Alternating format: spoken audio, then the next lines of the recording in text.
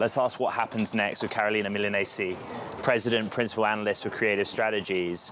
And let's start with the idea that if we get the standalone Siri app that Mark's reported on, is whether it's as simple as displacing an iOS user's use of ChatGPT or Claude as an app within their phone. You see that happening? I think it's all about the value that is pertinent to me as a consumer. And so I think what the app does, as Apple is so focused on device, is allow me to take the experience I have with Siri across the multiple devices that I have. And Apple is quite unique because at the end of the day, they are the manufacturer that has consumers that own so many different devices. So they must be catering very carefully to that. I don't want to feel like I'm getting a different experience depending on which Apple device I'm on. But I do think that what Mark was saying about where Apple Intelligence is today also matters a lot for Apple and is different than what Claude or ChatGPT are doing today, because is it really embedded in the devices? And we need to remember what Apple sells is devices. I wrote about that today in the Tech in Depth, about this idea that whatever's going on with the smartphone market, even if Apple absolutely nails this, it won't change the situation this year. Memory pricing, it's basically Android that's weighing on the smartphone market anyway. But there is this idea that the next phase of Siri follows me in the installed device space from my iOS to my macOS. How important is that? It's very important because I think that is what is going to basically lock customers in.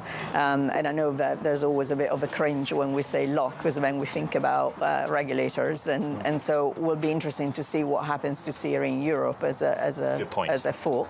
But I do think that having the ability to have my experience carry across all my devices is what consumers at the end of the day want, because that's the true value.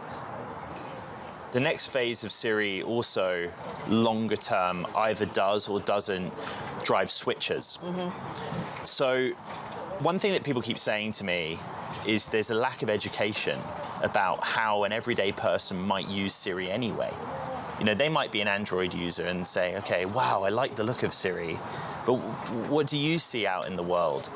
I really struggle to think of AI as a switcher mechanism, because people are still locked into an ecosystem. And I think that if you're looking at the models, 1 week one is ahead and the other one the following week, it's pretty much parity, and it will boil down to how does it show up within the device. Apple has always been really careful at putting attention where a mass market and consumer understanding. So Mark mentioned camera. Absolutely, I'm expecting intelligence to continue to show up in a way that makes a difference to a consumer that just wants to take a great picture.